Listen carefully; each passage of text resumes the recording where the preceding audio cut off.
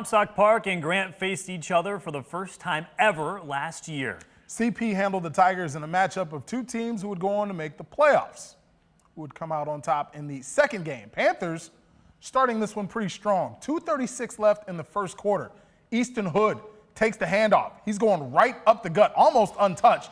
He scores from 12 yards out. Panthers missed the extra point. They led 6-zip. Grant responded with guts. 4th and 7 on their own 38. They go up top. Oakley Obanoff with the pass to Chase Gears. Looking like Randy Moss out there. Takes it all the way to the house. Missed the extra point. Tied it at 6. 50 seconds left in the frame.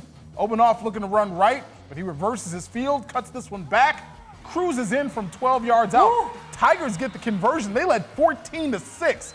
Grant looked sharp, but the Panthers would wear them down. Hood takes the direct snap on 2nd and 10. He dives in from 15 yards out. CP figures it out as the game goes on. They beat Grant 24-14. Unity Christian came oh so close to winning their second state title last season. And they started the new season tonight with a matchup against Whitehall. Nate Belt with these highlights. Yeah, guys, both teams knew this would be tough, and the offenses came to play right out of the gate. Here come the Crusaders, possibly. There they are, coming out onto the field, looking to reignite the potent offense from last season. They scored first, but Whitehall answering quick.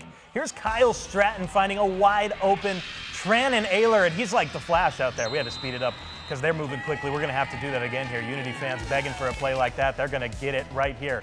Remember how we sped up the last one? We're going to have to do it even more here. 87-yard strike from Mitch Tibby to Carter Beelsma. How's he even that wide open? Defense, again, taking a nap. Unity takes a lead back again, but the Vikings are not going to go into half without a big play of their own. Here comes Stratton once again, rolling out on the run. Absolute dime into the back of the end zone. That's Ayler once again, second of their 3 touchdown connections in the half. Only a 1-point game at half, but Whitehall puts on a show in the second half. Unity not scoring again. Vikings with a statement win in week 1. And Greenville traveled to Allendale tonight, hoping to score their first win ever against the Falcons. Second half now, Falcons up 16-7, looking to add to it. Tyler Sparks tossing one up here because he trusts Justin Caverick to come down with a tough grab there. A couple plays later, here comes Landon Adams. He's going to punch it in right up the middle. That's a small dude. Look at him coming up the middle. I like that. Like to see that toughness.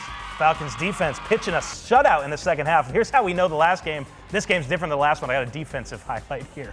Here's Josh Vandermolen right up the middle. That's his second straight tackle for loss. Pick up the sack there.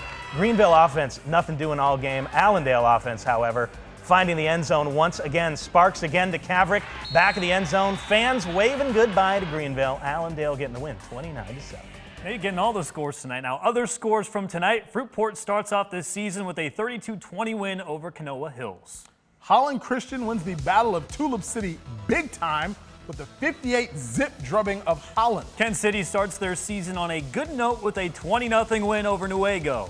Hastings picking up where they left off after last year with a 30-20 win over Thornapple Kellogg. Looking ahead to tomorrow, Union and Ottawa Hills face off in the Crosstown Showdown at Hausman Field. Grand Rapids Christian and South Christian face off in their 52nd meeting. That game is at East Kentwood. There's a doubleheader going on at Hackley Stadium. First, North Muskegon faces Muskegon Catholic Central at 4. Then Muskegon hosts East Kentwood. That one starts at 7 o'clock. That is must-see TV. Keep your eye on this one. West Catholic and Edwardsburg. They face off at Hope College. Thank you very much for joining us on the first 13 on your sidelines.